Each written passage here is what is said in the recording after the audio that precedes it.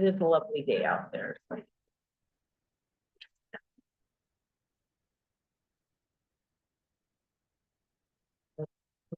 We're ready. All right. I have printed agendas if anybody likes that. I will pass those around. Also, those of you who live in Liberty Wells, if you're not on our email list, we don't spam. We'll send you a couple emails a month if you want to sign up. We would love to have you sign up. Like, wait, let me get a pen. I maybe.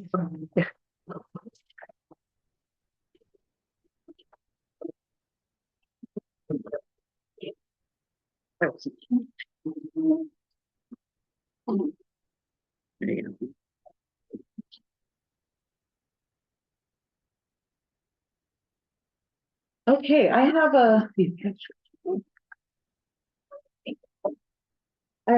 number of announcements. Are you guys here for the meeting? Oh, great. Yes, you are welcome. There's one chair. We can pull one in. Oh, here's a couple of folding chairs. Thank you. Sorry. No. And please watch your step with this cord.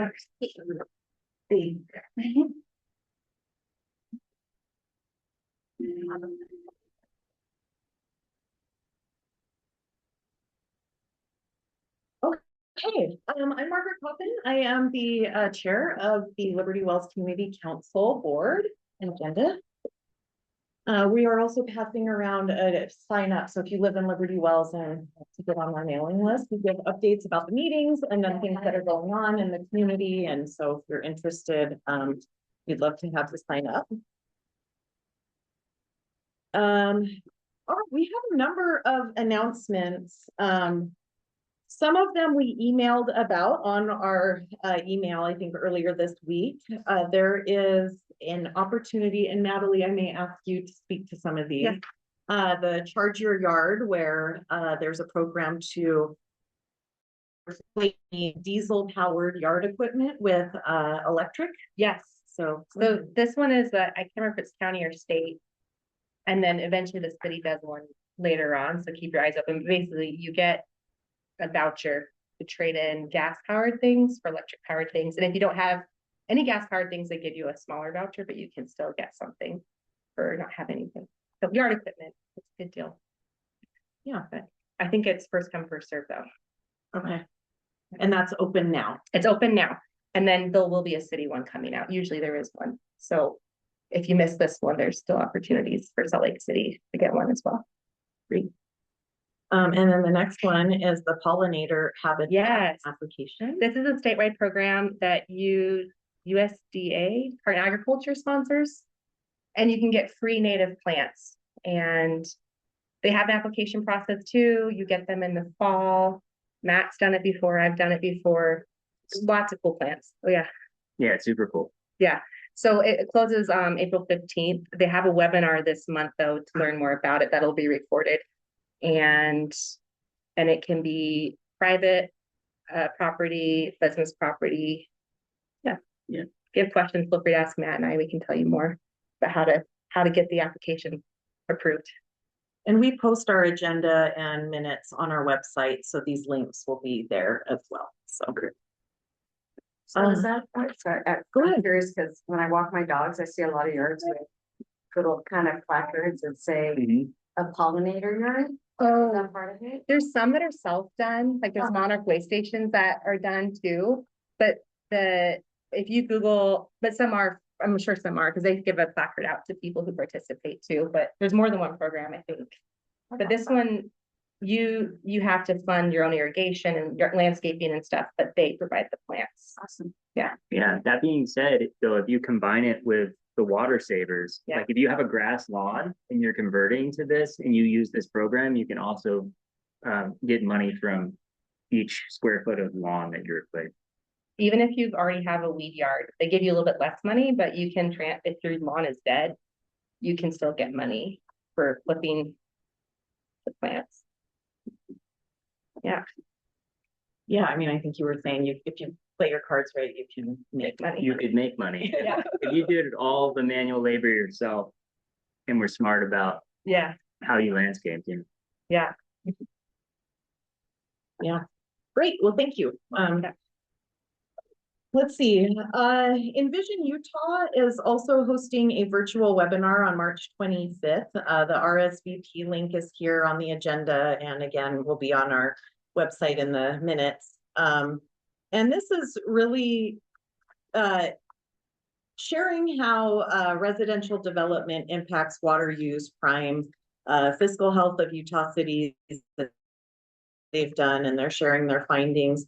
And there were some interesting things, just, you know, when we were being told about this, like one of the things that they have discovered is that as density increases, water use actually decreases because there's fewer lawns and fewer green space. So whether you view that as a good thing or a bad thing, you know, these are the types of things you learn in this webinar. Kind of interesting.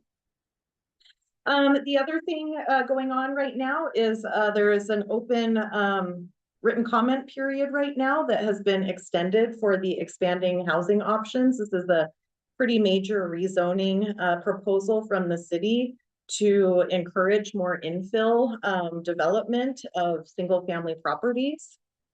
This would really, I think, you know, could potentially impact Liberty Wells somewhat significantly. Our lot sizes tend to be smaller, so it does still stand to be seen exactly what the impact would be. But it would allow up to 4 units on a single family lot.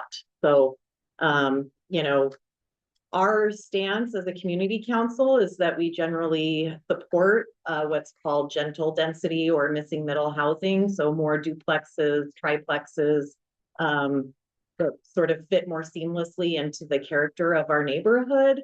But also with that being said, we also very much appreciate the character of the neighborhood. And so as much as the proposal itself seems to align with the missing middle philosophy, you know, we certainly wouldn't want to see some of our historic structures getting demolished in favor of, you know, slot homes or row homes or townhomes like we've been seeing. So we will be submitting our stance on that at some point.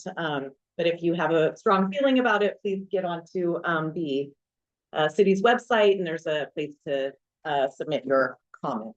There's also an open house at the downtown city library on the 31st, and you can learn more about that and actually chime in and share your thoughts there.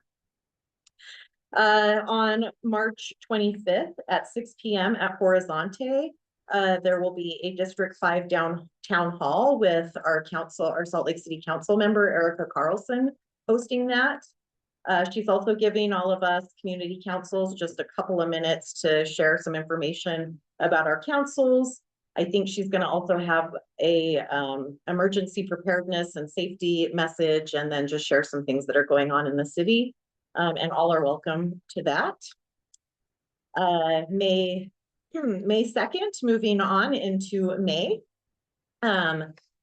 From 10 a.m. to noon, we're doing in conjunction with the Friends of Liberty Park and the Salt Lake Public Lands, a cleanup of the Seven Canyons art installation here. We have done this for a few years now, where in the fall we kind of, you know, sweep up the leaves, and this year we'll dust up, you know, the little channels and clear out the dirt and the mud there for the summer. All are welcome. We usually have donuts and coffee, so if that motivates you, please come join. Bring your own rake and gloves. Harvey Milk Day is May 22nd from 6 to 9 p.m. That's a Friday at the Milk Block, and we'll have a table there. So come and say hi, and also celebrate our Milk Block. The food co-op is supposed to open on May 20th, so it will be timed very nicely with that, and a nice little community celebration and celebration of Harvey Milk Day. May 27th, there's so much going on, and yeah, so bear with me here. I'm almost through it all. May 27th, our community council and the other community councils that fall within Precinct 5 for the Salt Lake City School District are going to be helping to host a candidate forum. Details for that are still getting ironed out, but Sandra, I actually know a little bit. Okay, that. yeah. That's graduation day, And Oh. so neither, I think May there are 28th. 3 of us in precinct 5. Yeah. 3 candidates. I'm the only retired one. Okay. Everybody else is working. Okay. So the school board member, Annie Romano, Yep. will probably be, what they've chimed in is, they'll probably be attending graduation, and Okay. then Russ Aspirin son will be walking. And so Okay. they're, right now it's tentatively set for Friday the 29th. And so- Oh, okay, okay. Oh, thank you. Yeah, this, the date keeps evolving. Okay, Yeah. we'll update that. and We've got a couple of months to really get it nailed down. But I don't know the time. Okay. Great, thank you. And then, a few things that are just events that our community council is solely responsible for that we would love to see you all turn out for and support on May 28th. We have some limited tickets, and I don't know, I think we had maybe 3 or 4 left last I checked, for a walking tour of Liberty Wells in conjunction with Preservation Utah. And this will be a historic home tour, you know, just the exterior of homes, and that's May 28th. On the 30th, Natalie, who just stepped out of the room, is taking the lead on a garden tour, which is another self-guided tour of gardens of Liberty Wells. And we're hoping to feature mostly water-wise gardens, but also just unique garden spaces in our community. And then there will be some local vendors and other things sort of set up there as well. So look for more details on that as we get a little bit closer. Our big fundraiser every year is British Field Day, and that's on June 20th, right here in Liberty Park. It is a really cool event if you're into classic cars, or especially British classic cars. It is the biggest collection of classic British cars. And motorcycles. Yeah, and motorcycles. I think, I don't know, in the state, in the nation, it's a pretty cool day. And there's a little field course set up, and people will take their cars around and race. And so come and turn out and support our community council, and also have fun at the park. And then on July 18th, so this is really far out, but I'm going to start promoting it now. Saturday before the 24th of July, we're going to host a pancake breakfast at the First Encampment Park. That's the little pocket park on the corner of 5th East and 17th South. And it is a neighborhood breakfast. It's a community breakfast. It is not affiliated with the church. We've had people sort of say to us like, oh, I didn't go because I thought it was, you know, we've got coffee there. And it's a good time. All are welcome. Everyone is welcome. And we will have some booths and tables there as well from local historic organizations, some nonprofits, other, historic, things. So come and check that out too. And I'll keep promoting that all the way through till July. And then there is some stuff coming up in September too at the public lands. Okay. Those are all of our events. And then next, I see the fire department here. I know you guys are on shift. We will have you go first, and then Detective Swift next. Okay.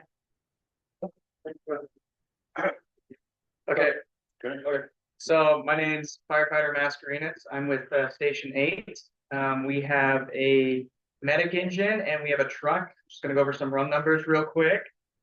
So just for this year to date, the medic engine ran 511 calls and the truck ran 449 with a total of 8,670 just for the whole department. I just want to go over a couple things just from our chief. And just starting with our newsletter. This one's for March. So we're talking mainly about cold weather. I know it doesn't look like it right now because everything's so nice, but you guys know how Utah is. We can go from really nice to really cold real quick. So just going over some American Red Cross things that they're suggested for extreme cold weather. Obviously, the weather can turn very quickly, so we just want to make sure we're prepared for anything. We can go from really nice warm to icy roads, to dangerous conditions. So just remember, like, when possible, really cold outside, stay warm indoors. That's like one of the easiest ways just to like stay safe. Some other recommendations is just to heat your home safely. We don't want to be leaving ovens open or using grills or anything like that to heat your home. If you guys are using space heaters, anything like that, make sure we keep them like 3 feet at minimum for anything flammable. We see a lot of fires kind of starting that way. That's just a great way to reduce the risk. Smart thermostat can also help.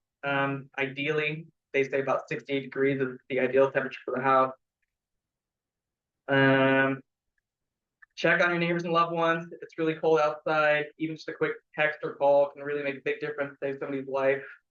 Other things we want to consider is just staying hydrated. If it's really cold, avoid alcohol that can dehydrate you. Same with kind of like caffeine and can affect your just temp regulation. And then if you do go outside, just make sure you're wearing the proper clothing, get some coats and everything.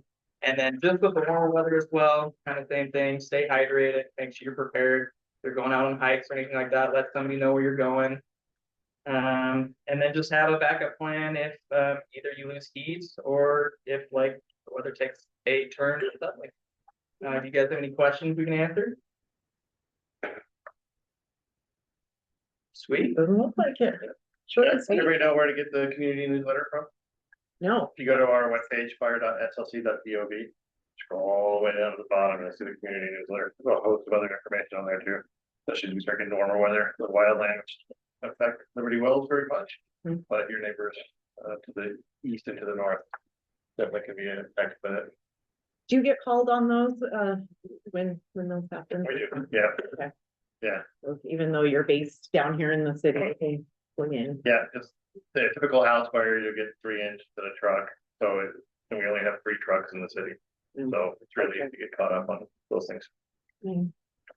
It's gonna be a dry one. Yeah. It has a lot of potential. So as we get closer, obviously next month will be a bigger hit for, hey, it's hot, it's get dry.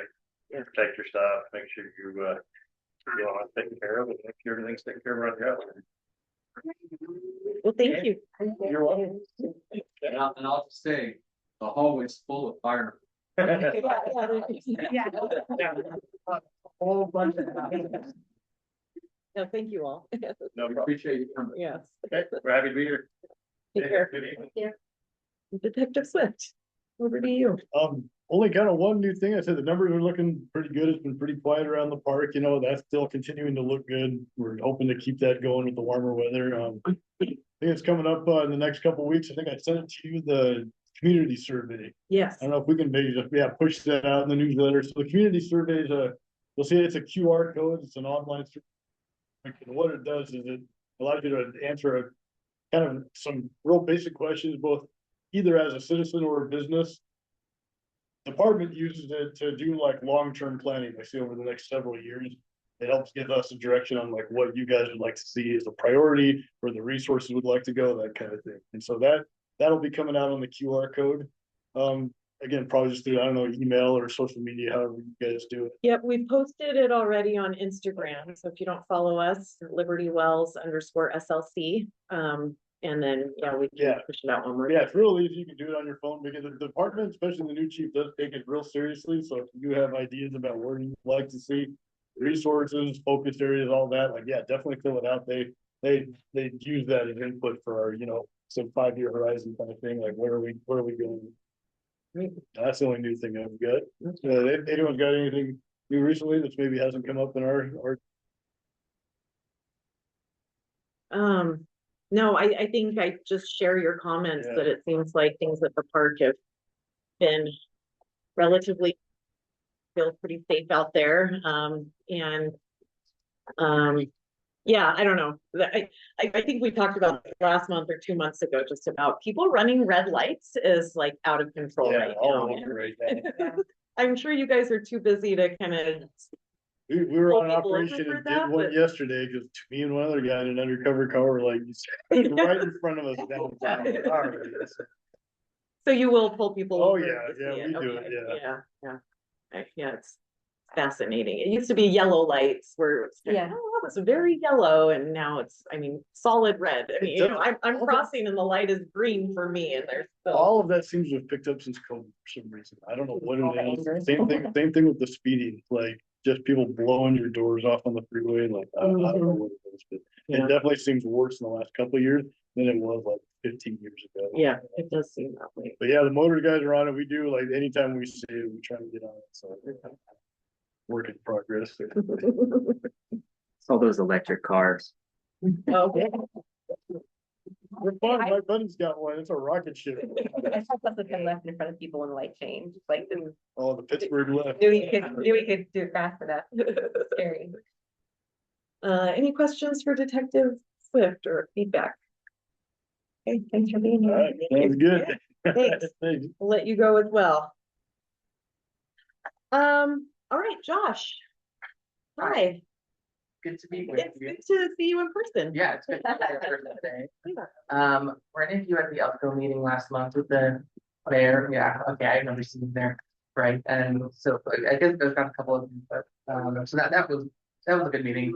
Not too many people attended, but so it would have been a great chance to see the mayor and like just with a few people, basically, like not that many. I'd say maybe 40, maybe I don't know. It wasn't that many, but it was a good meeting.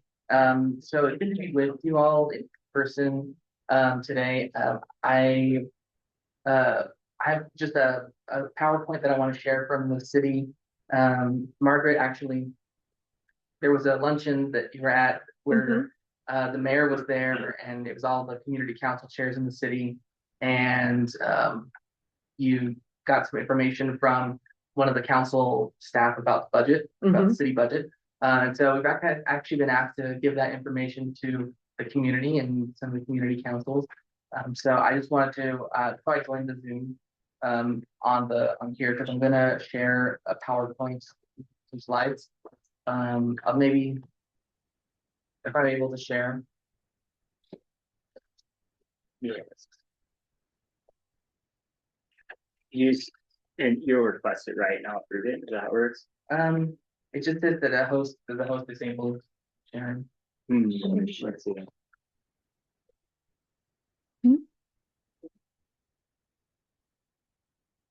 Read through all of these. This is the best.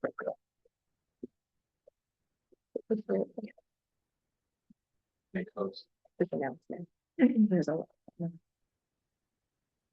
Okay. See if that works. Yes.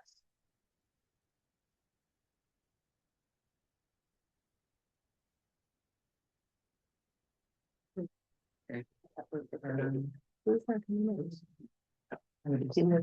Okay. So, some information on the city budget. So currently in the city, one of the biggest things that's happening right now, among many things that are happening, always, but the thing that happens every year regardless, is that we have to make a budget in the city. And so the mayor is currently working with all our department heads to make a budget for the upcoming fiscal year that she'll present to the city council in May. But in advance of that, just we wanted to share information on kind of how the budget comes together and what that entails a little bit and how the city budget is composed. So I guess I'll ask, does anyone have because this was asked during the meeting that Margaret was at, does anyone have an idea of what the city budget in total might be for the whole city? Including the airports and including. Price is Right rules? Did we throw out? But I won't, don't go higher than. I know it's more than a million. Yeah. Yeah. that. Yeah. 30 million. 30 million, okay. That sounds more right. That sounds more For right than the a million. entire year? 30 million and one. 30 million. Right, Wow. so, citywide budget is 1.91 billion. None of that works. So you can see how that, divides up in different kinds of funds. So the city has our general fund, which is the main account for city operations. It pays, salaries among our departments. It's what we use for most things. And then we have, the capital improvement fund, which of course we know goes towards, improvements in our infrastructure. And then we have two enterprise funds, the public utility and the airport. And they are closed sort of revenue sources. They generate the revenue, and they use the revenue that they generate like a private business. So they do not, as you can see, they'll not subsidize the general fund. It's nothing from those enterprise funds pay for anything in the general fund and vice versa. So those do not receive taxes, but they do rely on their own fees and revenue to pay for their services, their maintenance and infrastructure. And so yeah, that's these funds. And then additionally, those enterprise funds, the general fund can charge, you know, an enterprise fund such as for services, but the city doesn't use airport revenue to pay for anything else. So that's how those funds work. And then going to the next, internal service funds, some of these other ones, they're a little more in the weeds. I'm not going to get into that because I'm sort of giving an overview. If you want more information in depth on some of this information, I'm happy to share it with Margaret, who can share it with any of you. Oh, question, Josh, those two bottom ones, they're taking in money, so why is the city subsidizing those? No, are you talking about the You probably feel these in the airport. the enterprise funds? Yeah, so the city doesn't, so the general fund doesn't pay, they generate all their revenue. So it's So airport tax pays for airport budget. airport tax aid for, or airport budget. It's a closed loop. But it says excess doesn't go to the general fund, so That's right. where does it go? It stays within the enterprise fund. Yeah, It stays there. They may use it to pay, there might be, cost overruns in certain areas and yeah. things that they have to pay for that are more expensive one year than the other. I'm sure they have a rainy day fund. I'm not exactly sure how much they have. There's not just a giant chunk of money hanging out there. Like, That we No, can it- just The take for airport parts. really does use everything they generate in terms of revenue, so yeah. So the airport's saying that they're going to acquire, that's what they will take in their expenses? Yeah, Okay. that's right. And that's what and so the general fund, now we're gonna be talking about just the general fund, because that is what, is the bulk of city services.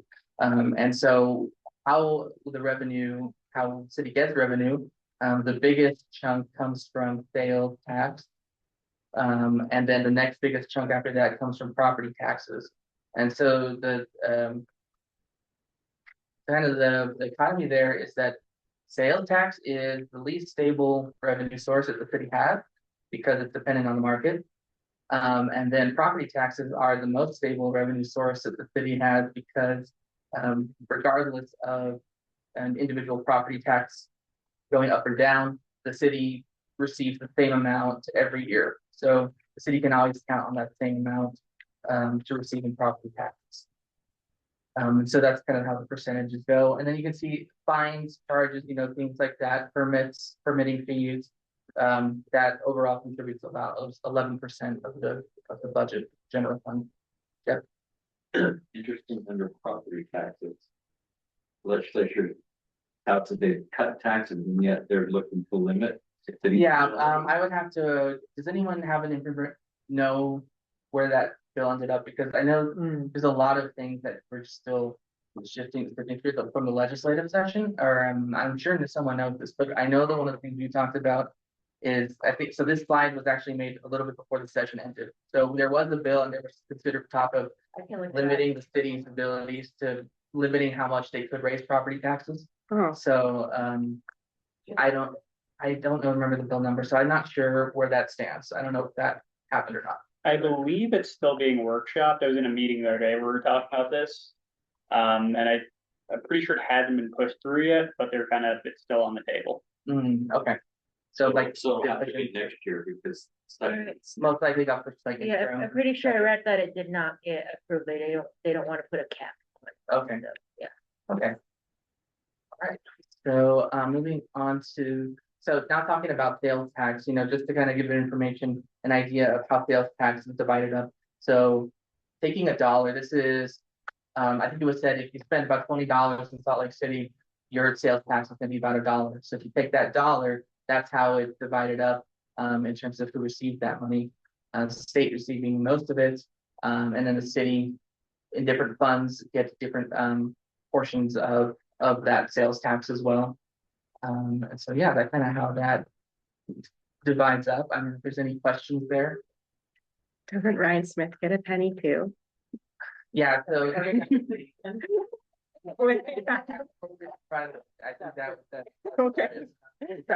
Sorry to be But snarky. that's penny of our VAT tax, which is all of this and the things Would the city feel comfortable putting a thumbnail of his face there? Some of us are still bitter. Just to be clear, just to understand, sales tax distribution is a sales tax from the city, not from the county or the state. That's what this dollar represents, how much the city's making from the sales. From, Well, If you spend 20 bucks, The county gets 3 cents. yeah, so the county gets 3 cents, but that's from the sales tax within the city, people shopping in the city. Right. Not in the county or the state. So some of our money, people shopping here goes to the county. Yeah. Yeah, okay. So if you go to 20 for past 21st South or something outside of our limits, the county would still get 3 cents, but we wouldn't get the other. Okay, Whatever that is. okay, we want to get the other city general, city funding. Yeah. South Lake, or whoever. and so, it's kind of the visualization, how the general fund adds up. On a pie chart, and you can see how the different departments, a large portion going to public safety, police department, and the fire department. And then to our other departments, that's what a lot of that is staff salary. And then a lot of big portion is non-departmental spending, which is spending on projects, infrastructure, everything else that is spent on that. That comes from the general fund. So that's that. And okay, so when the mayor has to go to the city departments, and that's not a very interesting slide. I'll leave that one. So when the mayor is going to the city departments and asking them to make their budgets, she's looking at various different projections. She's aware of the difficult economic environment. In her State of the City address, she did say that, there's a very real chance the city would have to raise its property tax due to increasing costs. However, it's not a decision that the mayor takes lightly either. So she is asking the departments to look at where things can be streamlined and cut within the departments, and what that might look like in order to keep things at the same level, and not and maybe lessen a property tax increase or something to that end. But it's the way that in a lot of cities they've had to raise property taxes recently, and it's just something that is becoming an increasing challenge with the costs required to run a city. And so that is a real challenge, but the mayor is working with the departments to find ways to not just say we're gonna go with what we did last year and build from there, but really starting from the bottom, from kind of zero-based budgeting, starting from zero and building up to what are the most necessary services and expenditures. So the timeline, we're currently in, of course, March, and then the mayor will draft a budget sometime next month, and we'll deliver it on the first Tuesday in May to the council during May and June. The council will have public hearings, and public can comment and give feedback on the mayor's budget, and the council can modify it, can adjust it, and they have to adopt it by the end of June. Usually they adopt it in the middle of June, and that goes into effect for the fiscal year in July 1st.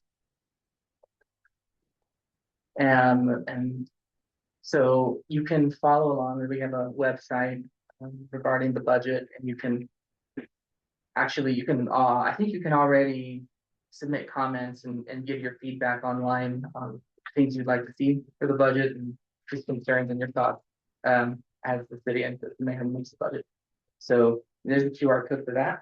Josh, I have a question about that. For the feedback from the people, is it an open thing where like, oh, write anything you want, or is there for some people who'd rather just like check, multiple choice, like what's more important to you? Is that part of the feedback, or? I'm actually not sure I haven't gone to it yet to actually see what that is, but I know that in council session, whenever you come to council meeting or submitting comments to council on the budget, which is rarely where it's the most impactful and where the most changes are happening after the mayor introduces the budget. It's really open comment, and yeah. And you get 3 minutes, I think, to come prepared. They stop your mic. Right? Oh, 2 minutes? I think I can't remember. It's It's like, 2 minutes. it's 2 minutes. It's 2 minutes. So if you're gonna say something, So- plan it out. So they will have public hearing, Mm-hmm. but so many people want to talk when they have a public hearing. Mm-hmm.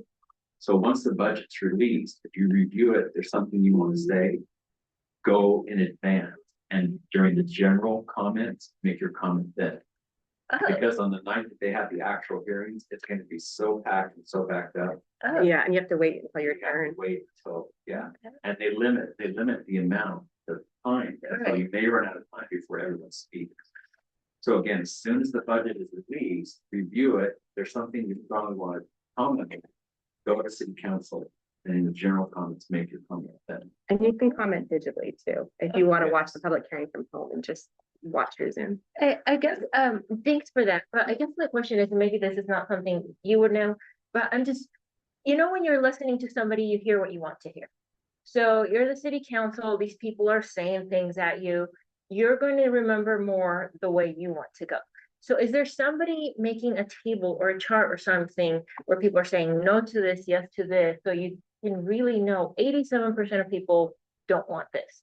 Versus like, oh, I think I remember, like, Yeah, oh, the 3%. council office does track that comments like That's what I'm that. They wondering. track how every comment that comes through, whether it's a web comment or phone call or whatever form it comes in, it's tracked by the council officer and the mayor's office when we receive it. And so when there's like a hot topic, when there's something that people are really concerned about calling it about, we track it and we're saying, this many people called in feeling this way, and this many people called in feeling this way, just for our sort of Okay, tracking okay. too. So They we can do, have statistics. we on do it. track those kind of things, yeah. Okay. And Erica from. And How much liberty does the community council, city council have in altering the budget proposed by the mayor? I mean, I think community councils are important because Oh, I think he said City oh, council. city council, yeah. city council, I thought you meant the community council. Yeah, we have 0. Sorry, the city council, what say do they have? Yeah, they have a big say in the budget. They can fully, if the mayor proposed, $50,000 for alleyways and the council said we want to put 250,000, they'll do that. Oh. So they can really radically modify it if they want to. Thanks, Josh. Do you have any other updates from the mayor's office? I don't, Okay. I don't have anything major, but if Okay. there's any questions or concerns, I'm happy to. Thanks. Any questions for Josh? It's interesting. Thank you. I will add one thing that I learned from Erica recently.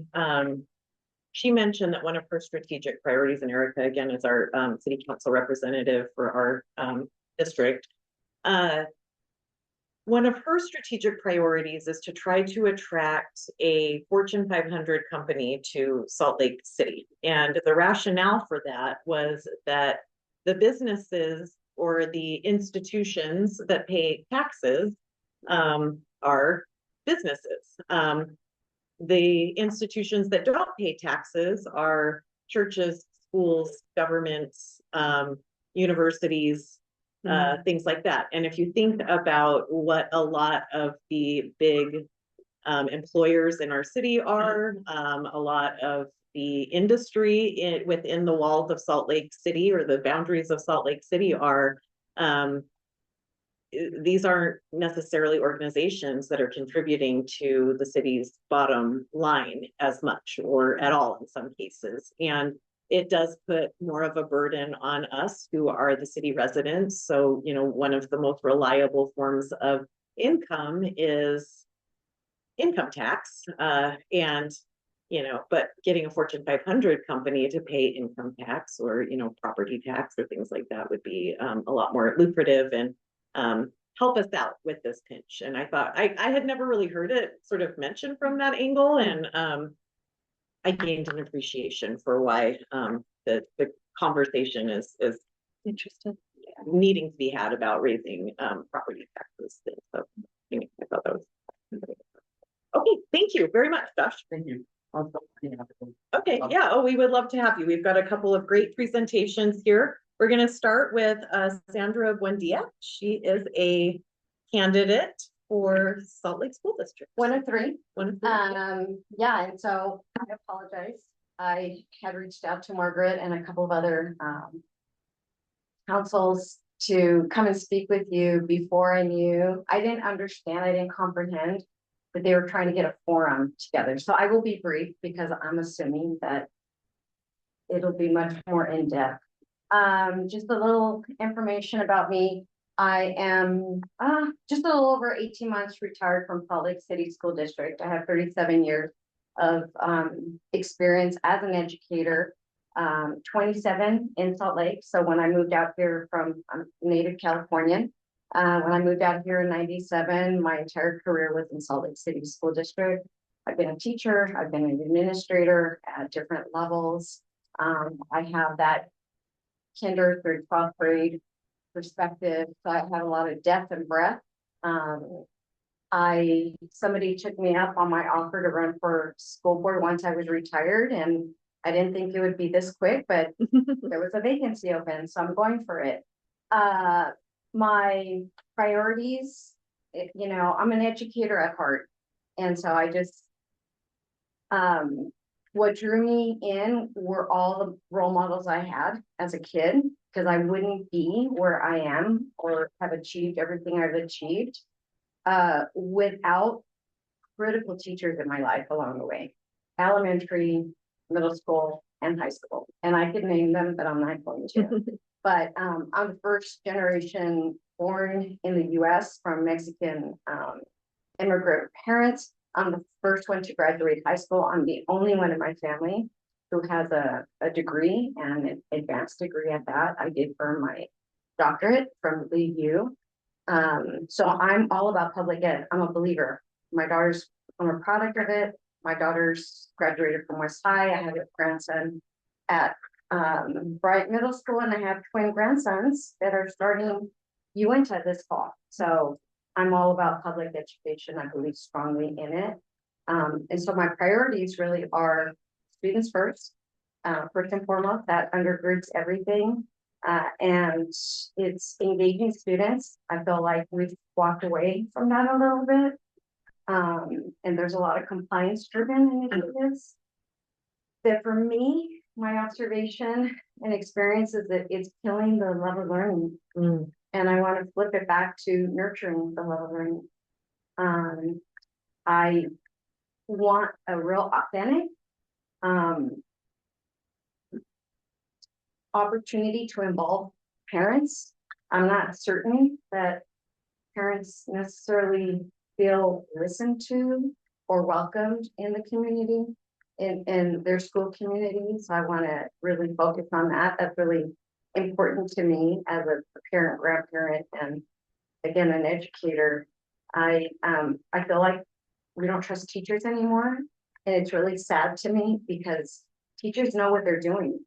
And we need to be able to give them an opportunity to show their skill set. And those who need support, and we provide support, but we need to move away from this gross generalization that teachers need to be micromanaged. And then the last priority for me is to support school leaders to, ensure that we set them up for success. And again, if like we move away from this compliance driven micromanagement approach, and not just in Salt Lake. I mean, it's kind of a more global thing. It's really sad. Like I've seen the pendulum swing in 37 years. And it's in a sad place right now. And so I'm hoping that my knowledge and experience can contribute to the conversation. I recognize I'm only one of 7 voices on the board, but I want to be able to really represent and serve. I live on 11th and 11th. I'm constantly walking my dogs. You'll see, weirdo with 2 little dachshunds and a big old white lab. That's me usually, like this. I brought some doggy bags. My neighbor had a great idea to put my info on the doggy bag. So if any of you have dogs, I have more than 4 because my dogs are really loud, so I don't have an opportunity to stop and talk to anybody. And so with that said, yeah, I've never run for office before. I'm figuring it out. Technology is not my friend. Well, it is my friend. I'm learning how to navigate through it. So as you hit, like today, I found out that I needed to add a page to my Facebook account. And yeah, so if you check it out, but I have, yeah, I can't even explain it because I don't even understand it. But so that's me, but I'm a great listener. I frequent the park constantly. I've lived in the same house for the last 28 years, something like that. I might be off a year or two. Anyway, so I'm here to stay. You know, for us, in addition to all the things that you have indicated already that I think are excellent points, you know, and this isn't anything you can necessarily have much control over, but, you know, we understand that the population, you know, family sizes are shrinking in Salt Lake and schools are closing and, you know, we're watching some of those properties that have, you know, Hawthorne specifically is in our boundaries and taking a lot of interest in how that building is going to be used in the future and, you know, how the grounds are going to be used. Certainly it's sort of become its own little pop-up park all of a sudden, which is nice for those who live on the southern end of Liberty Wells, because it's a little bit of a trek to get here to Liberty Park to, you know, stretch your legs, kick a ball, let your dog run, you know, whatever the case may be. So anyway, that's one of the things that, you know, we're taking a lot of interest in is how the school district is going to ensure good stewardship of those properties. Understanding that obviously, you know, there's larger conversations to be had about how to support families in the city and grow, you know, that population, but really knowing that the schools will continue to probably close, what happens to those? And we know that the school board has a say in it.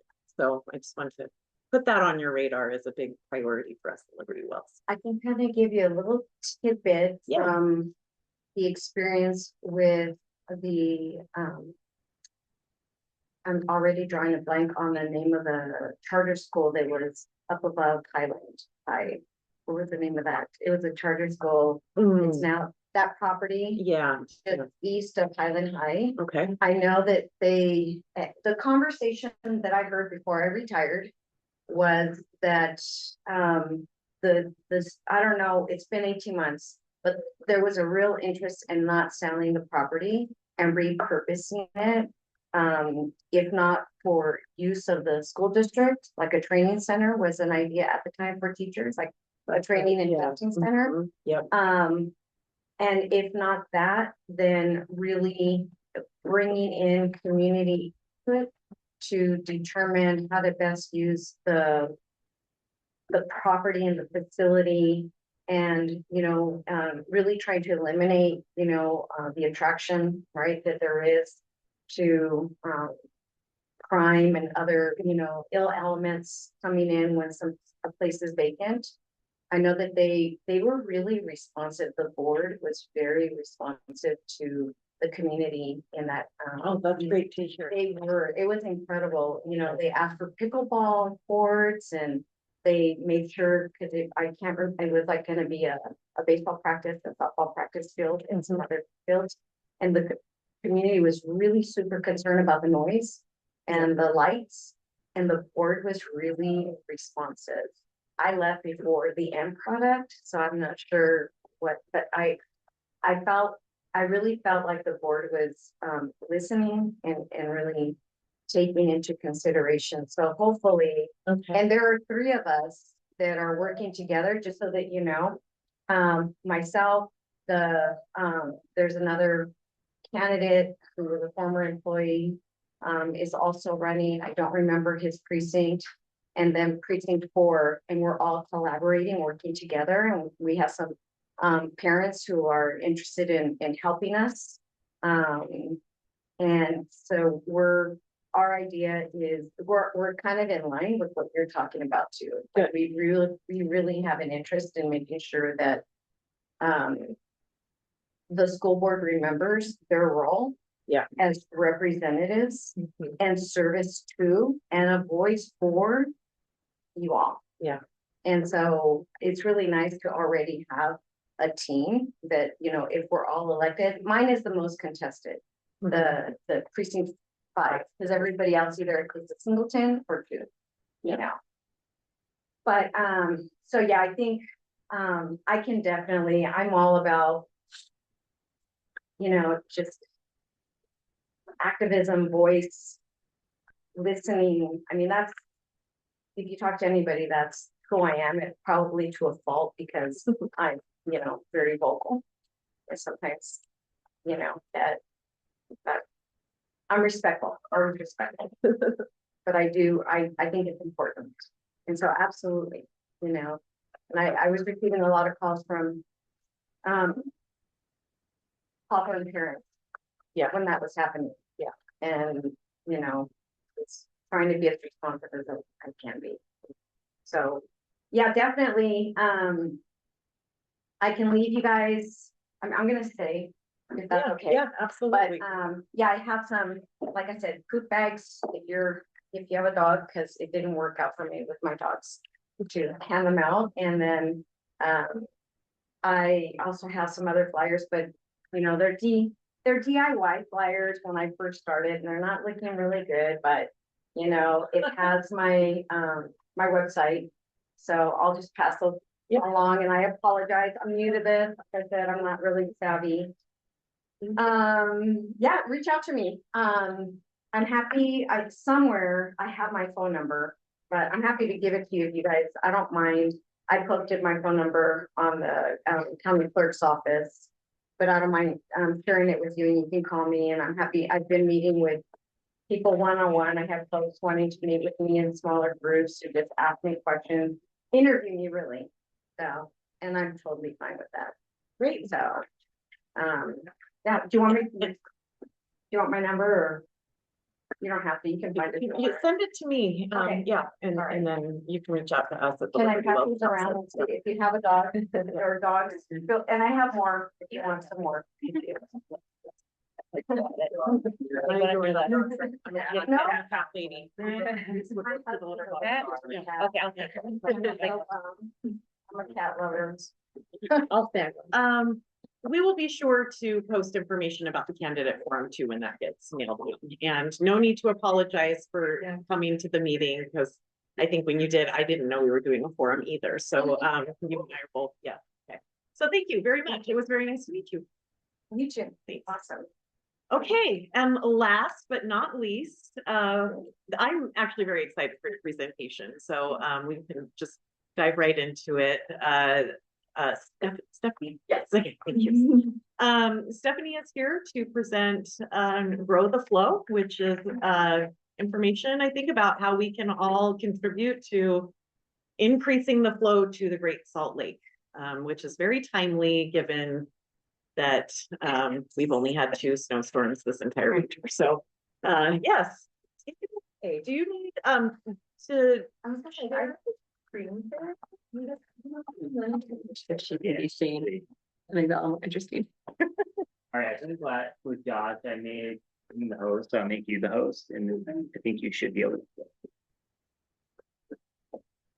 Yeah. All right. So I am going to be presenting this presentation that was created by Rachel Lake. I, however, am Stephanie. I am a member of your community. I live in Liberty Wells. We bought a house there a little over a year ago. I'm really excited to live in Liberty Wells. I love Salt Lake. And then I am here to talk about Growth for the Great Salt Lake, which is an organization dedicated to kind of raising more awareness and presenting information about the Great Salt Lake, kind of to keep it safe for personal reasons. Going to say Great Salt Lake a little bit. I'm a civil and environmental engineer. It's my job. I work in drainage, and so I'm working in our rainwater and how that flow goes into our the Great Salt Lake and our different basins all the time. It's really important to me on a personal level to be a good steward of our water. I also think about having kids, and I want to make sure that I'm protecting our environment for them. And also, just selfishly, I really like skiing, and I want to keep a good ski season when I can. I'm just going to ask for a little patience. It's the first time I'm presenting this material. And then if you have any questions, I know we're getting a little close to time, so. We go till 8:30, so Oh, yeah, okay. but yeah. But, I can definitely answer anything after too, if you have anything. So the problem here is that the Great Salt Lake is really in trouble right now. It's likely to hit a new record low in the next 5 to 7 years. We're gonna be really reaching a point where impacts are irreversible. What that kind of means is we're reaching that point where the brine shrimp population is really collapsing down and the brine shrimp leave and the birds leave and it starts to really collapse and gets hard to back down. It's a really interconnected issue. It touches into ecology, snow, economy, health, and social justice. There's an environmental justice impact aspect of it. It's going to impact minority groups such as Pacific Islanders and Hispanics on the west side disproportionately, with them being much closer to the lake. The toxic dust that we're worried about has carcinogens such as arsenic, and these are going to impact children more heavily than adults. I'm going to say earlier, just wanted to make sure things are safe for children going forward. And then snow, the dust causes the snowpack to disappear earlier. So if anyone says next image, shows the differences that we see in those snowpacks. So a normal snowpack is going to be white and reflective, and it's going to melt a little slower because of that reflectivity. As snowpacks get dust in them, those particles absorb heat a lot more. The snow melt it's faster, and we see increases of like a 2 to 3 week timeline that snow melt is like increasing in how fast it's going down. We really want to keep that snow melt at a reasonable level. It's a big source of our fresh water in the state, and we want to make sure it's not kind of washing away. Husbands like flooding. Going on to the next one, a cautionary tale is Owens Lake in California. This is another saline lake that dried up, much like saline lake, much like Salt Lake. And this lake is the largest source of carcinogenic dust in the United States currently, and it's 1/15 of the size of the Great Salt Lake. So we totally imagine the impacts that you see as that got a little bigger.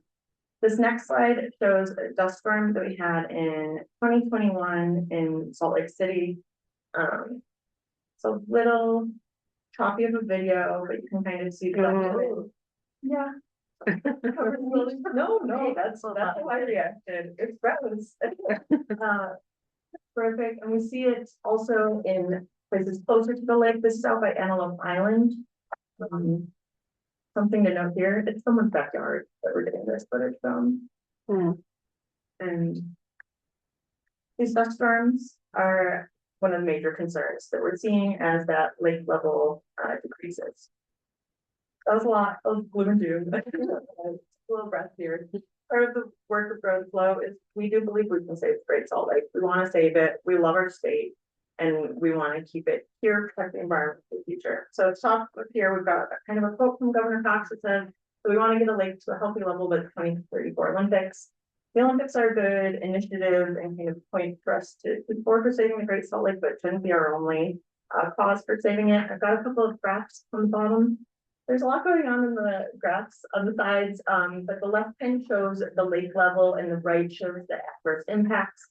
The left graph there shows that if we do nothing to impact the lake levels, we're currently at pretty historic low levels on the lake, and we'd be seeing adverse impacts to the lake, to the environment, and to health if we stayed in this level. If we could increase flows by about 800,000 acre feet per year, though, we can have a significant chance of getting that median level to having 0% serious adverse effects by those Olympics. There are still people that will gonna have sensitivities when that lake level is higher, but still it's gonna be much less impactful to the general population. The solutions that Grow the Flow really advocates for, first one is water market reform to streamline leasing water rights from agriculture and municipalities. We want to make it easier for farmers to lease their water rights back to the Great Salt Lake. Additionally, we're looking for municipal regulation and turf removal focused on sustainable new development and also incentivizing existing development. So these are things that you've heard about flipping the script, or even what we talked about earlier in the meeting of the pollinator initiatives. There's a lot of rebate programs out that you can kind of get involved in. But part of keeping those programs involved is the third point. of maintaining robust and sustained funding to support water leasing, turf removal, infrastructure improvement, invasive species mitigation, and improved monitoring. That image on the right is Dr. Perry, who has a little dustmobile that he takes out to the Great Salt Lake for monitoring it. We want to make sure that we're having consistent monitoring and we're having funding for these programs to support people as they're transitioning through those changes. This next one is Growth Flow's strategy, and if you'll forgive me, they asked me to just read off the slides. I'm gonna have some bad PowerPoint presentation. I'll just read off here. But they want to improve policy, so upgrading Great Salt Lake means expanding Utah's current policy framework to streamline the process to get water to the lake and mobilizing Utahns to advocate for viable solutions. We're working with environmental lawyers and policy experts to coordinate nonpartisan efforts at the local, state, and federal levels and to provide the public with a platform to constructively advocate for meaningful change. At this point, we're really trying to focus a lot in these next two. So growing support and empowering the public. That's when we are here trying to make more people aware, get more involved in the community. So growing support, restoring Great Salt Lake will require collective time, energy, and investment. Individual donors and partner organizations make the effort possible by increasing financial resource availability and leading collaboratively to amplify our collective impacts to save the lake. We're really looking to empower the public. Real progress begins with an informed and engaged public. Utahns can help save the future of the Great Salt Lake through coordinated action, organization, and leadership. Meaningful change starts with local constituent-led action, getting involved by attending a local talk training for our organization, writing to your legislators, or sign up to be a volunteer, good ways to help with this cause. And then we're also advocating for innovative solutions. Science and innovation are shaping the future of Great Salt Lake. Across disciplines, we're working with and supporting researchers and translating the best of the evidence into practical, effective solutions to bring water back to the lake. A lot of saving Great Salt Lake does kind of come down to bringing water back to it, but we don't want to shun any innovations or solutions that we can help that can help protect the environment as well.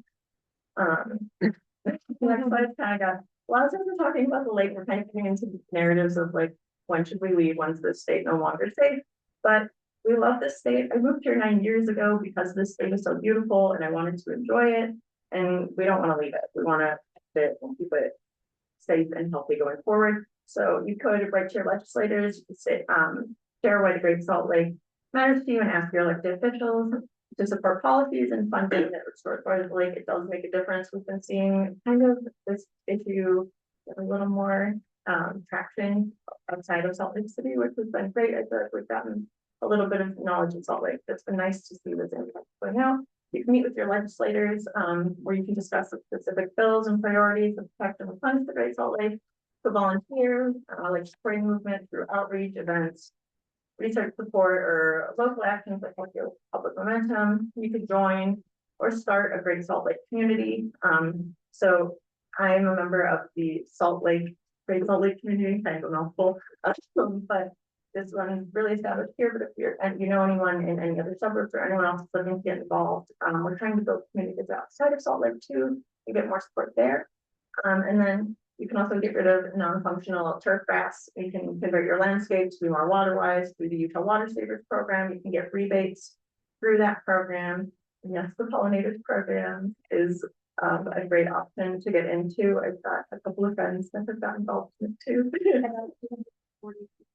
Wow. Hell yeah. And you're being good this year. We're gonna say, you're okay with it if we get a drought.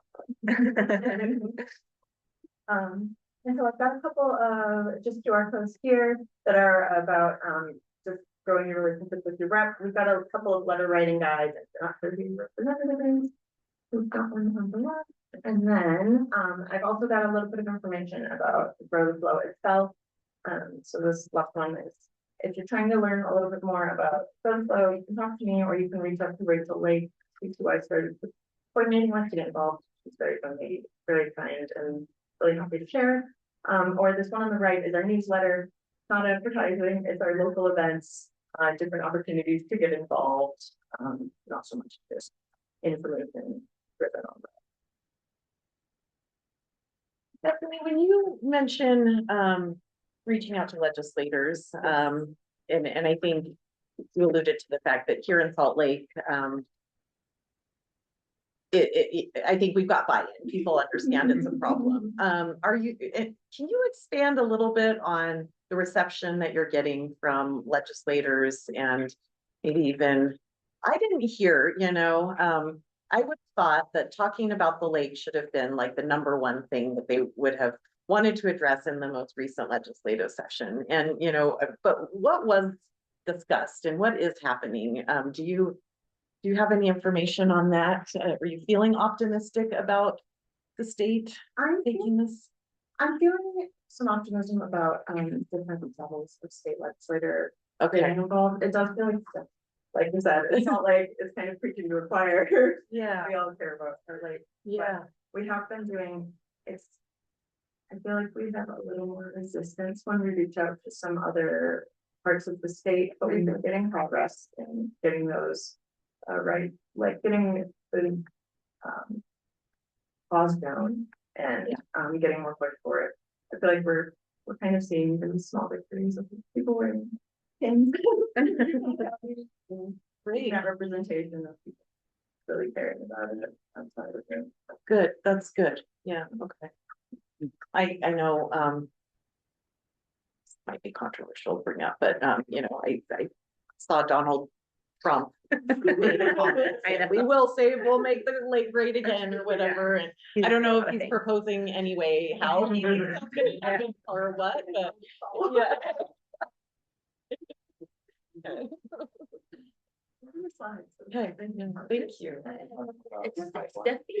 Stephanie, yes. Stephanie. Okay, so I hate to bring this up because I know a lot of people are gonna like shoot daggers at me. But I was reading an article about this on KSL the other day, and there's all these comments, and I don't know if you ever read the KSL comments, but they're like so left or right. Just like, why are people so extreme? Anyway, one of the big comments about it was like, well, if you want to save water, stop inviting in population growth. So how does that mix in? Like, because the water is going from the canyons, goes to the lake, but if there's more people, it's not gonna go to the lake, it's gonna go to the people. So how does population growth, is there anything, the legislature wants people here. They want people to move in, we're growing, we're building high density, whatever. So how are we ever gonna save the lake with, like we're going out to the nation and saying, move to Salt Lake City? How are we gonna save water if we're actively wanting people to move in? Yeah, I see the point you're making of more people is just more advanced water. I think that is where we have to look to more like on the residential front of more reform into waterways, landscaping, things like that. A lot of residential use of water. When you're looking at residential use and kind of the people coming in, residential use of water is about 2/3 of it is your landscaping, your irrigation outside. So if we're looking into more waterways that make impact from that, there is also a lot of impact can be made through a lot more industry regulation as well. So looking to some of these bigger sources of drain rather than residential might give us kind of the 800,000 acre feet is a pretty big goal for us to hit each year of increased water flow. And there's something you missed it, so you wouldn't know this, but Margaret was talking about the survey that there was. What was it called? The webinar from Envision Youth. And one of the things they talk about is that with more density, we actually have more efficient with our water use per capita. So yeah, so you think about people in an apartment building don't have any landscaping. Or someone with a huge lot watering a big lawn, using a lot of water relative to the population. I don't know. So, density is necessarily the problem. Yeah, more toilets. Yeah, that's a sugar Well, one of my concerns is I haven't heard anybody, at least on the city level or state, say that, yeah, it's fine to dig up your turf so you don't have to water it. But people, at least in my neighborhood, are putting down rocks. And rocks is not the way to go. They heat up faster, they raise the average temperature, which will cause the few people who do have turf to water their grass more. And the rest of us have to crank our air conditioning up. So is the city not distinguishing? Are they paying the same thing if you put in rocks? No. And if you put in, they're not? No, so the policy for the city, and Josh, correct me, you actually have a certain foliage Yeah. requirement. The Okay. rocks are not, and same with the AstroTurf. And the Water Savers program, actually, they'll even show heat measurement that like plant foliage is cooler Right. than grass. Something And cooler so than they'll rock. see some articles sometimes on the headlines, oh, the city's making me tear up my rocks, I don't have water on it. It's like, well, you're not the code, and that's not news. Okay, So, Yeah. native plants, this water savers program she's mentioning they save water. Yeah. Yeah, so you're right to be angry. They're wrong. They are wrong. I worry about the trees too, because people will Oh, take yeah. all their stuff out and they'll stop watering, but they have a tree. And, tree dies. yeah, And park strips are city property, so the city can tell people, no, you messed up. I don't know if anyone saw it, but today actually the mayor had a press conference about the drought, about kind of drought contingency. So the city is in now a called the drought contingency plan for the first since 2022 was the last time that the city was in that. And so it's basically city facilities are required to reduce water usage by 10%. There's a goal on saving 10 million gallons per day, citywide. So on the residential level, that's just voluntary, just awareness. But at the for city facilities, there's a mandatory reduction in watering. Josh, is it Water. specifically outside water use? I think indoor and there's indoor and outdoor. Well, the city really wants to save money. I would propose, and I need to talk to the forestry department about this, but I see them planting a number of new trees to replace these ones that nobody waters and they die. And then they just desert them. I'd like to see the city impose a procedure where, yes, we'll plant a tree for you, but if it dies, then you're gonna pay the cost of that tree. Why should the city provide free trees that are just gonna end up dying because people won't take care of them? That's a good point. I can understand that. I want to talk to urban forestry about that because I wonder what their budget is. I mean, they do factor in a certain number of trees that they're gonna die, but I wonder what that rate is. And they stopped doing that. Did they? Yeah. I don't know why. Yeah, I'd say that, yes, the PSA is if you have neighbors that don't have water in their trees, just take your 5-gallon bucket. Yeah. Do it, yeah. I do that. I want, my neighbor had, the city put in a new tree last year and they weren't watering it at all. And I'm like, well, I want this tree, so 3 times a week, I was out there with a 5-gallon bucket. Might have to do it again this year, and then the tree should hopefully take. It's certainly good.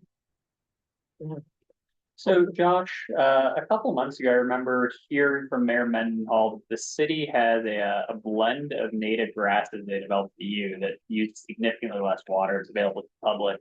Yeah. Do you know anything about how people can go about getting their hands on that? Public utilities is the one that has that. They usually put out an announcement when they have it in stock. It's at they're building on West Temple. You can go pick it up there, but I don't really know right now if they're operating. Yes. I think so. Are they operating?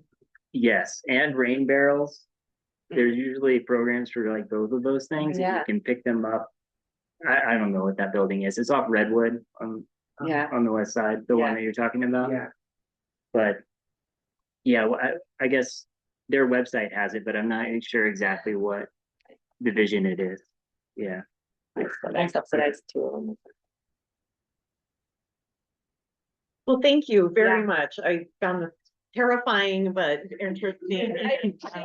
Yeah, I think I'll probably reach out to Rachel, because I would like to see how I can get involved. I don't know. Just like with community council, sometimes when things feel really hopeless, you just start looking very hyper local at what can I do right around me to make a difference. And I think that is what you're championing here. And I want to thank you for that. And yeah, that's really great. I do have one question about that, Stephanie. The lake that you mentioned in California, what happened to the community around it? Are people still around, or did everybody move out? Did it become a ghost? I guess I could look it up, but My understanding, my understanding is that a lot of that community has left in that area, but I'm not sure. I'm pretty sure that's like Nevada. It's like a lot of the occupants in Nevada are affected by the lake as well. It's like Like a sooner 50 per mile radius. I do know that, I don't know if it's mentioned, but the Utah Pollinator Program is available to commercial properties also. I feel like that was something when I was going through through it, that not a lot of commercial properties are using it, and I feel like that's where you see the huge buildings and the park strips outside of it. And they can be getting it for free as well, so I feel like. Yeah. I'm always felt like I'm always telling companies and stuff that they can. And they actually might give an advantage, because I think part of this score is how much the public will see your landscaping, and if they put, yeah. Yeah. You have a business, Good PR. Good PR. You care, yeah. I like that. I did like what you guys were saying earlier about a need to inform